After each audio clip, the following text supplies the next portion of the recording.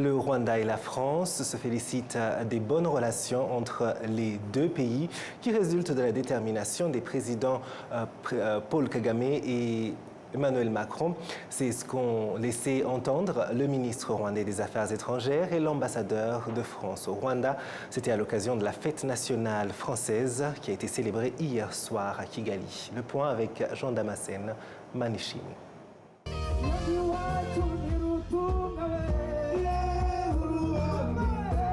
La réception du 14 juillet, la 4e organisée à la résidence de France à Kigali depuis 2022, reçue par plusieurs grandes personnalités, a été une occasion pour l'ambassadeur Antoine Infré, enfant de mission au Rwanda, de faire le bilan des relations entre le Rwanda et la France ces dernières années.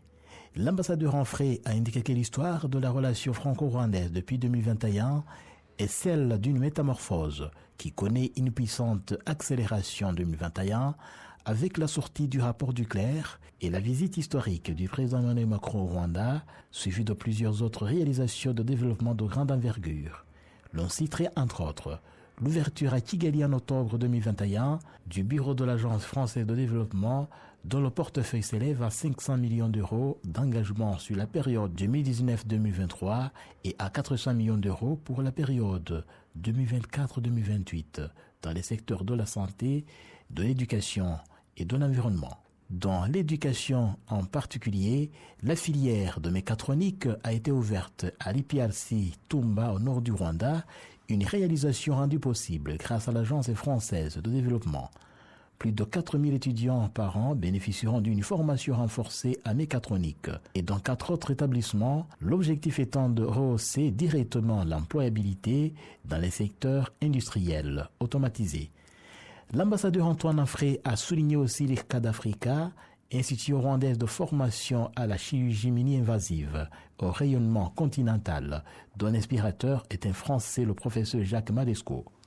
Revenant sur l'histoire, le diplomate français a rappelé que la France n'est pas responsable des morts et des massacres des années 59, 62, 63 et 73, mais qu'elle a fermé les yeux sur le massacre des Bagoué depuis 91, puis sur les assassinats de masse dans l'Obugesera mars 92. Les massacres qui étaient, je cite, des sinistres répétitions générales annonciatrices du million de personnes qui allaient être exterminées en 100 jours à partir du 7 avril 94, fin de citation. Et à lui d'ajouter ce constat sur France qui non seulement a fermé les yeux, mais qui a soutenu un régime préparant un génocide. Je l'ai fait dès 91 avec quelques autres, notamment le colonel Gagnier et le général Varé. Reconnaître ses responsabilités et essayer de réparer n'efface pas les souffrances, mais c'est une manière de rendre hommage à toutes celles et à tous ceux qui ont été assassinés dans des conditions abominables, a martelé l'ambassadeur Antoine Infré. Il a également rappelé les avancées sur le front de la mémoire, avec entre autres la réalisation prochaine au cœur de Paris, en bord de la Seine, d'un monument qui permettra aux Français, aux Rwandais vivant en Europe et à tous les visiteurs de la capitale de se recueillir et d'honorer les victimes du génocide perpétré contre les Tutsis au Rwanda. Parlant de la justice, l'ambassadeur Antoine Infré est revenu sur les procès organisés en France contre les présumés génocidaires qui y sont installés.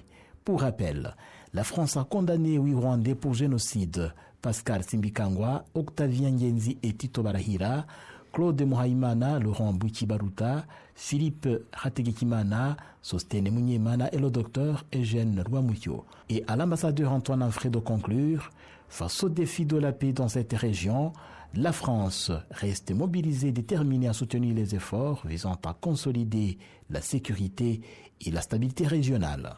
S'exprimant pour l'occasion, le ministre rwandais des Affaires étrangères de la coopération internationale, ambassadeur Olivier Nduhungirehe, a salué les relations dynamiques de coopération entre le Rwanda et la France, notamment dans les domaines de l'éducation, de la santé et d'autres projets de développement. Il a également annoncé que le Rwanda se prépare avec enthousiasme à accueillir en novembre prochain la conférence ministérielle de la francophonie.